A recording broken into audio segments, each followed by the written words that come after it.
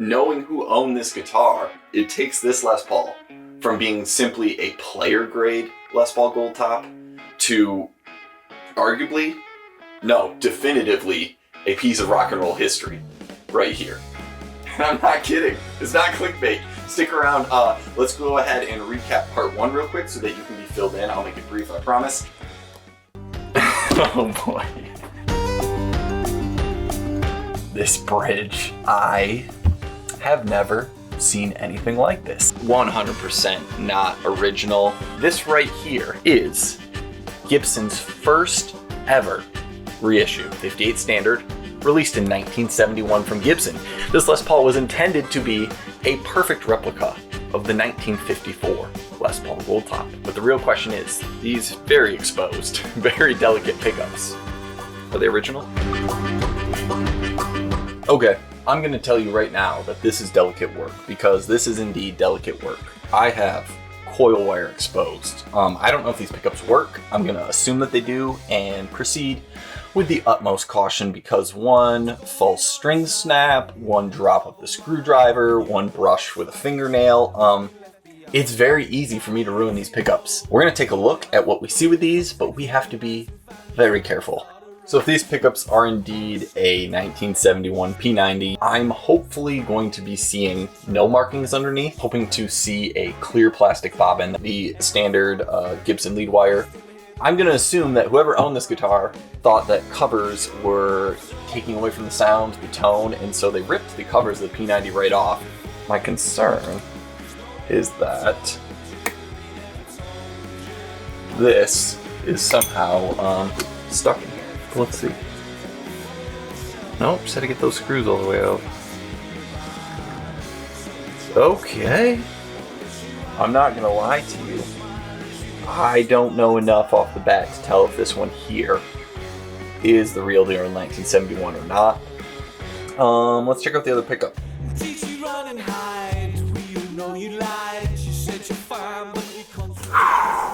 Yeah, we're gonna have to be careful here. This one we're gonna have to stay put. The exposed coils, I'm gonna be extra delicate. It looks like there's some things attached to it. We might just leave this one at that. Okay, so I realized that one of the pins was already removed and that the goof ring had some tape on it. Right there you can see where it was already broken. And so I opted to very carefully remove this pickup. It does not appear what I was looking for the original with that back plate, but maybe some type of modification, given that this thing had a Bigsby, has the crazy wraparound tailpiece, and all the other modifications that were done. So the plot thickens, the mystery continues. Who owned this guitar? What on earth did they do to it?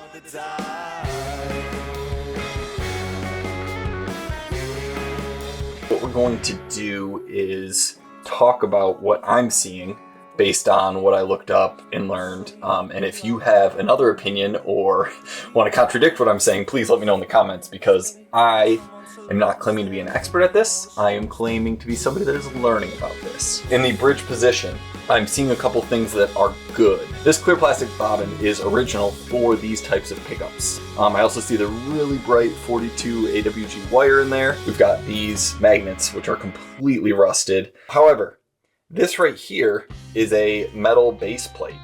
That should not be there. Why was this modified? Somebody who's modifying this guitar to play, not to keep as a collector item, not to put in a museum. They're modifying it to play, and they're adding this on the back in order to get a higher output from this pickup. Let's take a look at the bridge pickup. If we look at the bottom, I've got this chalky translucent bobbin. And now this is interesting because I thought that meant that this is aftermarket. But looking into it, this may actually be original. Before the Northern era, these would have been black. They transitioned eventually to this clear, but this was an in-between. And this in-between was a translucent white plastic, often called a Milky bobbin. And the defining factor of this bobbin is that this was a very soft plastic. This softer plastic would compress as the coils were being wound around it. And unintentionally what this did is added more reps, which gave these coils, or these pickups, more output than what was traditional. And so this may be an original 1970-1971 Gibson P90.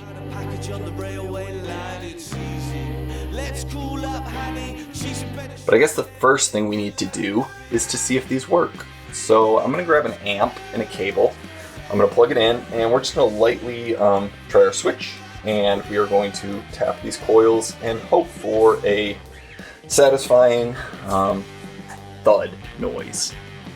Okay, moment of truth here. Presumably, this is treble, which should be my bridge pickup. I gotta make sure all my volume pots are on 10, even though this is the only one that's hooked up to anything. Will we hear a noise?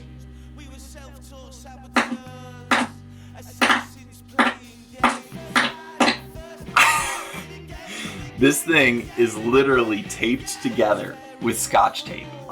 These leads look terrible, and yet, this is the only thing I'm worried about. We got a bridge pickup. Now, do we have a rhythm pickup? So something's going on with this neck pickup. So we're gonna have to do some investigating on the wiring. It could be a number of things. But let's start with this. Turn my multimeter to resistance. Okay, being very delicate here. 9.78, that's quite hot, but that means that somewhere in the switch or the cavity is where we're having an issue.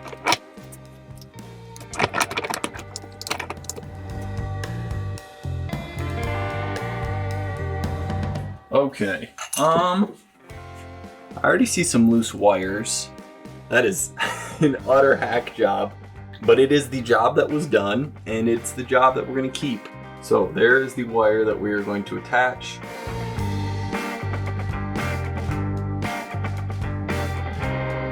I was able to get in there and resolder that ground to where it had broken off, which means in theory, this neck pickup should work now. There we go. Woo. All right, so let's debrief on electronics. This guitar is wired like I have never seen a guitar wired before. Absolutely crazy. We are only using this single volume pot as a master volume. I can confirm that both the bridge pickup and the neck pickup are functioning. Both the bridge pickup and the neck pickup are original. The neck pickup appears to be unaltered. It's fragile, but it's unaltered.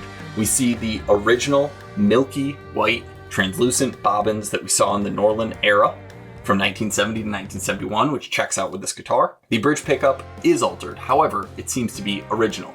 It appears that it is the Norland era clear bobbin, but this pickup had an extra plate added. I know that in this upper position, this switch only activates the bridge pickup.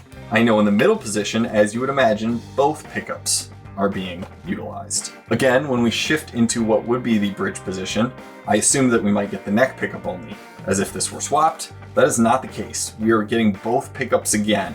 The owner wants this to stay as it currently is, not be converted back to original. But there's a very good reason that the owner wants this guitar to stay as it is, because I have some new information on where this guitar came from. And one of the owners is somebody notable. Let me get this switch cover back on. Let me get this guitar off the bench. And once I do that, we can discuss who owned this guitar. This guitar. This guitar was previously owned by John Moss. Now, you may be thinking, who is John Moss? His stage name, what he's better known as, is John Walker. That's right, the frontman of the Walker Brothers, a band that started in California and moved to the UK in 65 and 66, and at that time were more popular than the Beatles. Headlining huge tours. In fact, they were the first band to give the Jimi Hendrix Experience a tour. And at one of the Walker Brothers shows, Jimi Hendrix decided to start his guitar on fire for the first time. Okay, so these were big, big names, but more importantly, Johnny Walker was not just a guitar player. He was not just the frontman, he was not just a pop star, a rock and roller, however you want to call it. John Walker was a massive gearhead. He was a guitar tinkerer. Everything in here makes sense. He had a reason behind these modifications. He had a reason behind why this switch acts funny. He had a reason behind why these pickups don't have covers. He had a reason behind, and it's off right now, but why we have this absolutely insane wraparound bridge. Okay? He did all of this intentionally. You may be thinking, big whoop. I've never even heard of John Maws. I've heard of John Walker maybe in the Walker Brothers, but here's why this guitar is now, I don't want to throw terms around. Here's why this guitar is now a big deal, okay? In the mid-60s, John Maws had a Esquire, and he liked the guitar. However, Fender had come out with a Stratocaster since his 1954 Esquire came out, and the Strat had contours that fit really nicely to their body. And so John thought, you know what? I know how to work on guitars. I can modify it. And so he actually added contours to his Esquire, okay? And in doing so, it was much more comfortable to play. And on one of his tours, John was with a band called the Yardbirds. And the Yardbirds, who have had many notable guitarists at that time in 1965, had somebody by the name of Jeff Beck, who purchased said Esquire, the one that John Maws had modified, just like John Maws has modified this Gibson Goldtop. He purchased this Esquire from John for 75 pounds at the time, okay? And that Esquire may be the most infamous Esquire ever. It is the Yardbirds Esquire, the one that Jeff Beck bought from John Maws, the same person who did this guitar. And so now you can see why I'm definitively saying that this is not a player grade Goldtop. This is a piece of rock and roll history right here in front of us. Now, let's get this thing set up, let's get it strung up, and let's hear what it sounded like. How John Maws, John Walker of the Walker Brothers, the craftsman, builder, conceptualizer, the person who brought you the Yardbirds Esquire, and who's bringing you this Goldtop. We're gonna hear what that sounds like, the way that he intended.